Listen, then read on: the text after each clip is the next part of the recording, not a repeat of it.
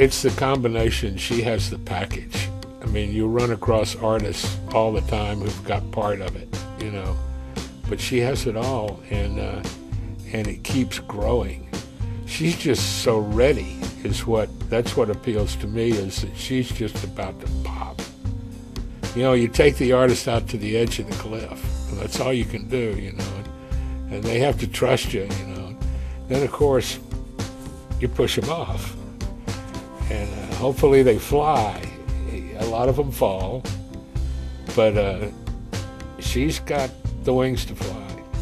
He kind of waited for me to do it myself, in the sense that he was so encouraging, and I mean, I went through the gamut of emotions. From the beginning it was, okay, I'm comfortable, I'm going to have a great record, I've got good songs, Jim Dickinson's producing it, and then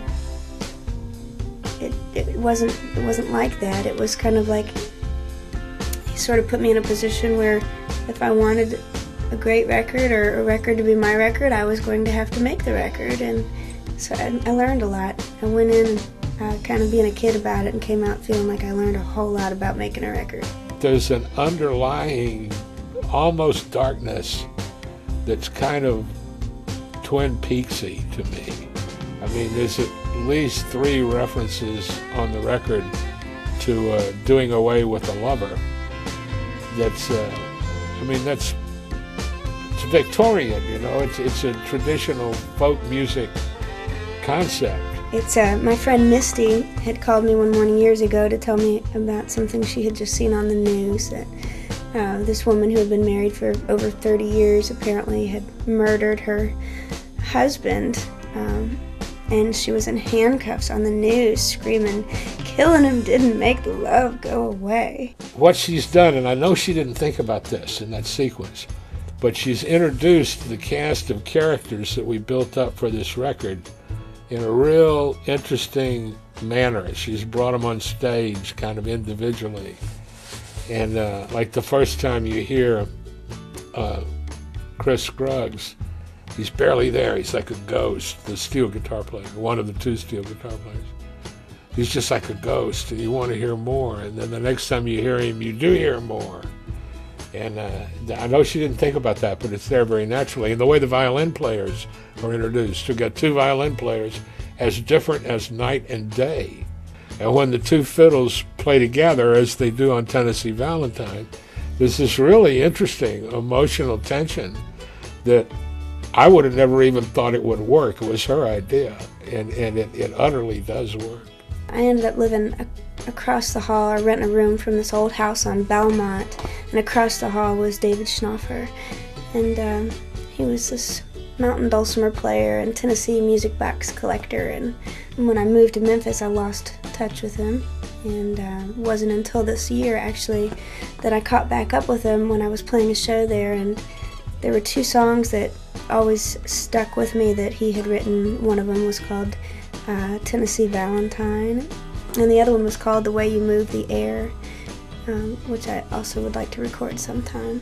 But I saw him and I told him I was hoping to record those songs, and had his blessing, wanted him to play on it. And as it got close time to doing the record, I went to get in touch with him again and found out that he had passed away. It just really took me by surprise, but I still wanted to record Tennessee Valentine, and never got the mountain dulcimer on the song, but it made sense, I suppose, that David's not on there, because then I get to miss him on it, which maybe is how it should be. I don't know that Carla wrote it. I kind of think she did, but I'm not sure of that. But it is an old Carla Thomas recording, which again, Amy brought it to Morocco, which is what it sounds like now. Like she is, old and new, you know, part of it is just as avant as it could possibly be, and the rest of it sounds like it came from 1925. I never had really considered recording the song, being that just never had considered recording it. I thought it was a great live song. And then recently I met Bob Fergo, and he's a violinist who plays with Leonard Cohen. And he played a show with me here in Memphis, and I did that song, and Bob played gypsy violin to this soul song, and it was just so fascinating to me. I mean, it sounded like nothing I'd ever heard before. It made it so new, and I fell in love with the tune all over again. So. Pointless Drinkin' was a song that Paul wrote that he sure did not write it for me to record. But I was a very, I begged for that song. I begged for it. I just thought it was just one of the most raw, real, personal sounding songs, and I could really relate to it, and thought I just really wanted to do it. I mean, it meant something to me, and I thought I could really do the song justice. I think she's really talking about moving, about when they moved into their new house. But you can't tell. It could be any number of things she's really discussing, The landlord wanted to sell the house, so I thought, I'll buy the house. Come hell or high water, I will figure out how to buy this house. But it really was unrealistic. I'm not in a position to buy a house right now, but I tried. So with short notice, I had to move, and it was, I had a month's notice, so I started packing right away, and I was on my porch, and, the storm was coming, and there were boxes on the front porch waiting to be filled, and boxes everywhere, and it was just overwhelming. I've lived in the country for years and driven back and forth to a studio in town most of those years, and that drive became an important part of my process. Getting to the studio is really one of those over the river and through the woods kind of journeys from Memphis. Kevin usually would beat us there, and he would turn on the little heater.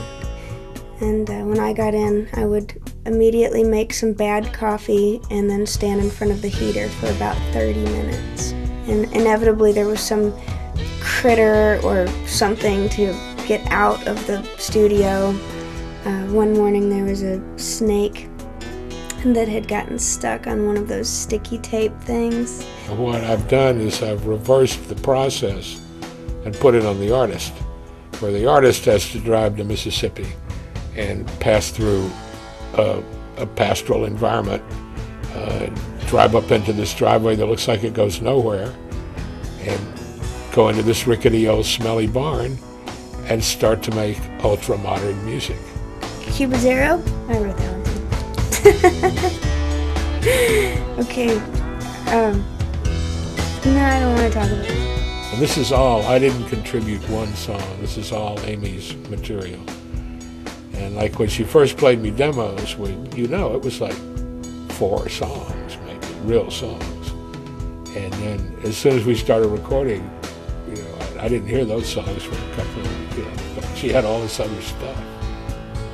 Oh, I've got to say I'm real happy with this record. I think it's among the best records I've ever made. It's one of the best records I ever made without John Hampton, I'll put it that way.